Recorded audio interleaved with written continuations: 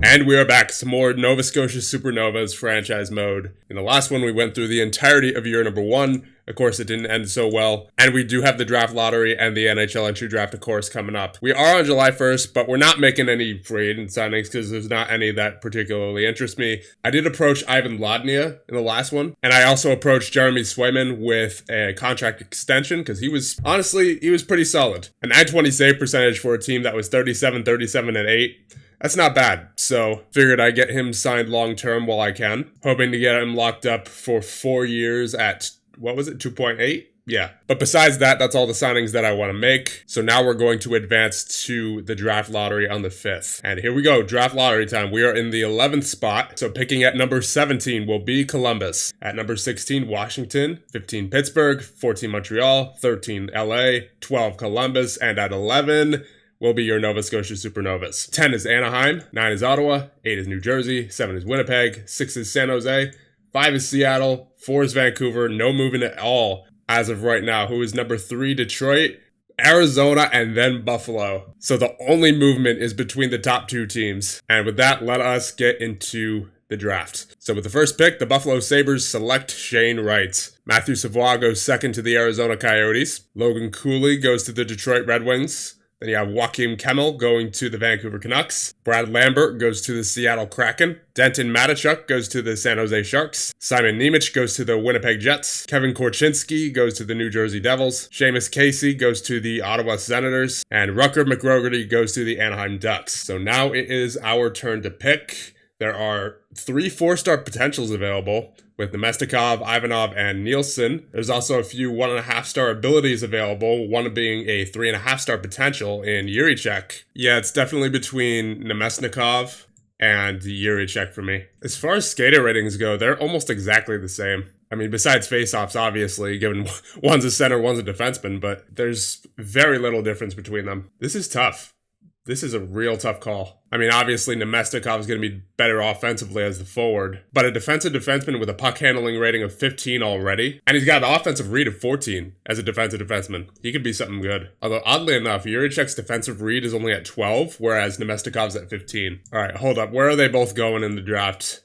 As far as the mock drafts, 23 and 9. So Yurichek was already supposed to go. I mean, I know the mock draft in this game isn't much to go off of, considering how off base it is usually, but I think I'm going to go with Yurichek. Right-handed shot defenseman. If the Nemesnikov is still there with our next pick, definitely taking him, but I doubt it. As a 4-star potential and a 1-star ability, I think he goes in the first round. So unless I can manage to trade for possibly a mid-first rounder, then I don't think Nemestikov will be available with our next pick, but I really want Yurichek here. So Yurichek, welcome to the Nova Scotia Supernovas. He is our first ever NHL entry draft pick. Columbus has 2 first-round picks. I want to see if I can trade for one of them. I can do Vanacek and 2 fourths for Nyquist and a first from Chicago. Considering Swayman's probably going to be the number 1 guy going forward, because he had a much better season than Vanacek did. I mean, Vanacek, his season wasn't terrible. He had a 9-11 save percentage in 36 games, but Swayman was much better. So if I could get a first back for him, along with taking on Nyquist's cap, will this trade work? Yes, it will. All right, I'm doing it. Vanacek and 2 fourths for Nyquist and a first-round pick finalized trade. So there it is. First major trade of the GM mode. And I believe that means, yes, indeed, we are now picking once again. So I don't think there's any doubt about this one. Max Nemestikov, welcome to the Nova Scotia Supernovas. And with that, let us move on to the second round. Hopefully there's still some NHL potentials available at that point. Ivanov is still available. 4-star goaltender. I mean, I know we have Swayman, but for this point in the draft, a 4-star goaltender still being available, it's kind of hard to pass up on. I mean, he could be trade bait if nothing else. There's also Saganyuk, and we know how he turned out for Ottawa back in the Road to Glory series. Where is he supposed to go? 207. And where's Ivanov supposed to go? 70. Yeah, I think I'll take Ivanov here. And then presuming Saganyuk's still available in the 3rd round, then I'll definitely take him with the 3rd round picks. So Ivanov, welcome to the Nova Scotia Supernovas. And is Saganyuk still available in the 3rd round? No, I figured. Yeah, the mock draft is definitely not something to go off of very often. So the best prospect available by the way of ability and potential right now is Adam Ingram. Very well rounded offensively. Wish he was better defensively, but he's decent physically. Mentally, he's okay. I would imagine that's going to get better as he gets older. 56 points in 62 games in the USHL last year, 71 grade. And like I said, 1.5-star ability, 3-star potential. So he's close to the NHL already. So far, we've taken a right defenseman, a center, and a goaltender. So here with our 3rd round pick, let's take another center in Adam Ingram. Welcome to the Nova Scotia Supernovas, Adam Ingram. I'm liking the way Cal Odelius is looking. Left defenseman, defensive defenseman as well. I was looking at David Mattis, but he's just so far away as a winger. So I think I'm going to have to pass on him. I might go Odelius here. There's also Ludwig Persson, who can play wing, but he is a natural center. I don't want to overload on forwards too much, considering we need a little bit of everything. So I think I'm going to take Odelius. Yeah, Cal Odelius, welcome to the Nova Scotia Supernovas. So we're in the 5th round now, and Persson's still available. Yeah, there's not many wingers to be seen in these parts. It's mostly centers and defensemen. Like, the best winger is Simon Hughes. I mean, he's not bad, but he's still a ways away from the NHL. I mean, at this point, most of these guys are, but there's much better players than him, like Persson. Yeah, I think Ludwig Persson's got to be the pick here. He was supposed to go 39, and we're in the 5th round now, so actually, I think I might prefer Lekari Maki here. Defensive ratings are a little bit worse on him than they are on Persson. However, he is a better puck handler. They both have the same shooting accuracy, but I really like his determination being up there at 16 compared to 13 for a Persson.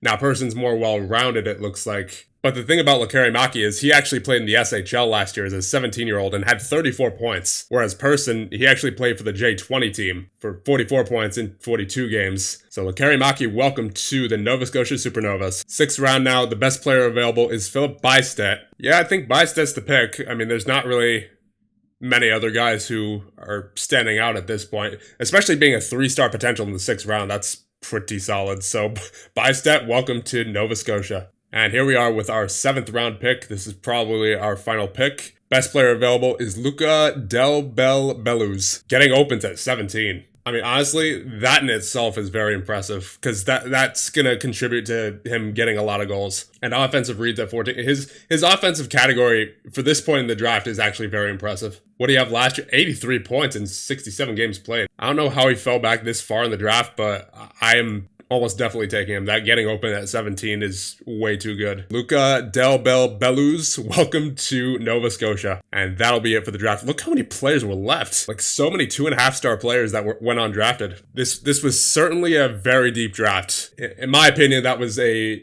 very, very good draft. I mean, we got 2 4-star potentials in Nemestikov and Ivanov. Then you have Juricek and Ingram as 1.5-star abilities, 3-star potential and 3.5-star potential respectively. And then no one less than a 2.5-star potential. And honestly, I think I'll sign most of these guys besides maybe Ivanov and Bystedt. I think Ivanov and Bystedt could benefit from some time in Europe. But the rest of them, I think they're honestly good to come over. All right, so Ingram, apparently, yeah, he wants to play college hockey this year, so he's not coming over, unfortunately. But Juricek is. Juricek's coming over. What about Odelius? Yep, Odelius is coming over. And we got Ivan Lotnia signed.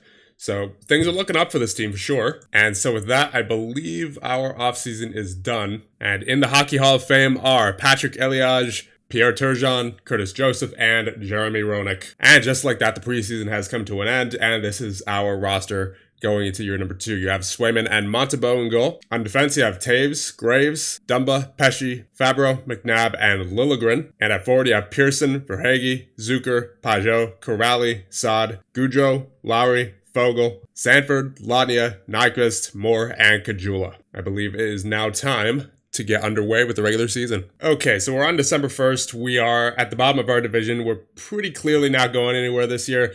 So yeah, it's still early on here, but the talent just isn't really there with this team. So I don't feel confident enough in this team at the moment to just leave the roster as it is. I think we need to make a couple of trades here. Have some veterans on their way out and maybe get a couple of picks. I don't intend on re-signing Nyquist, Zucker. I don't know about Dumba yet, but Nyquist and Zucker for sure can go. So let's see if there's any team that can actually take both of them. I mean, I doubt it because their salaries together equal up to 11 mils, so that's a little much. But if there is a team that could take them as a package, then that would be great. Well, unfortunately, I just remember that Zucker has a no-trade clause, so he'll reject any trade that he doesn't like, such as LA. Nyquist doesn't, so that's good, but trading Zucker might be a bit more difficult. I mean, he doesn't even want to go to Vegas, who have a win-now outlook, so Not even Washington. Yeah, I think Zucker just doesn't want to go. He doesn't want to go anywhere because he rejected trades to both Washington and Vegas, who both have a win now outlook. So it seems that we are stuck with Zucker, at least until his contract ends. The good news is, though, that Graves and Dumba do not have no trade clauses, so we could trade them if we want to. Let's see, how much is Dumba asking for? 5.5. Graves is asking for 4.7. All right, so we have some trade offers for Gustav Nyquist. Looks like we're only getting a fourth back for him, no matter which team we trade him to. So that's a bit unfortunate. But if we're going based off how last year's draft was, I mean, that was a pretty deep draft. Obviously not ideal, but I'll take whatever I can get. So we have Columbus, Winnipeg, Edmonton, Washington, and Chicago. They're all fourth-round picks for this year. And I think I'll take Columbus's pick. There you go. So Nyquist back with the Columbus Blue Jackets. I also sent out a trade to Calgary, which they accepted. We will be trading Matt Dumba with 50% of his salary retained to the Calgary in exchange for a second-round pick in this year's draft. Complete trade. I think that's all I want to do for now, although I'll probably end up moving Devon Toews at some point as well, given how much value he has as a 3.5-star player. I just want to see where the rest of the league is at come, January or maybe beginning of February. Actually, never mind. I found a pretty good trade here for Devon Toews. So we're going to be sending him to the Montreal Canadiens in exchange for Shea Weber and a first-round pick in next year's draft. Montreal will be retaining 50% of Weber's salary for the next 4 years. We'll be retaining 50% of Toews' salary for the next 2 years. So they get Shea Weber, who has an indefinite injury, off their roster, and replace him with Devon Toews. Of course, they're also giving up a first-round pick, but they are getting quite a hefty cap hit off of their payroll. And of course, we're currently at, I believe, 64 million in salary cap, so I have no problem trading for Shea Weber's contract. I don't think it'll hinder us, so let's offer that trade. And there it is. Montreal has accepted our trade offer, so Devon Toews and 50% of his salary retained to Montreal in exchange for the contract of Shea Weber and a first-round pick. There it is. So I just got a trade offer from Buffalo for Jason Zucker, who's on the trade block. They want to give us JJ Peterka, 21 years of age, 3.5-star potential with the 2-star ability. And more importantly, we could get some back for Jason Zucker, who has a no-trade clause. I mean, obviously, his contract expires this year, but still, if we could get some back for him, I'll take it. And they're offering JJ Peterka, so sure. So quite an active year as far as trades go. Back in December, we made 3 of them. Nyquist for a 4th, Dumba for a 2nd, Toews for Weber's contract and a 1st, and now Zucker for Peterka. So we are certainly building up a future for ourselves. Obviously, it's not certain yet, but things are looking better. But with that, I think we will advance to the end of the regular season. And we are now at the end of the regular season. We finished 32, 36, and 14, 27th in the league, and I believe last in our division. Yes, indeed. So now let's take a look at the final season stats. In goal, you have Swayman with a .915 save percentage in 50 games. So for this team, that's actually pretty impressive. So he puts up similar numbers to what he had last year with that .920 save percentage. And then Sam Montembeault in 37 games has a .903. Defenseman, you have 44 points for Liljegren, who leads the way. Then you have 30 for Pesce, 23 for McNabb, 21 for Graves, 18 for Fabro, 8 for Lepisto, who I actually signed as a backup player because I didn't have anyone else to bring up. And then save for, that's a tough one to pronounce. That's a lot of vowels all in a row there. He has 5 points in 15 games. And then at forward, you have Pajot with 69 points in 81 games played. 59 for Ivan Lodnias. So kid has a big rookie season.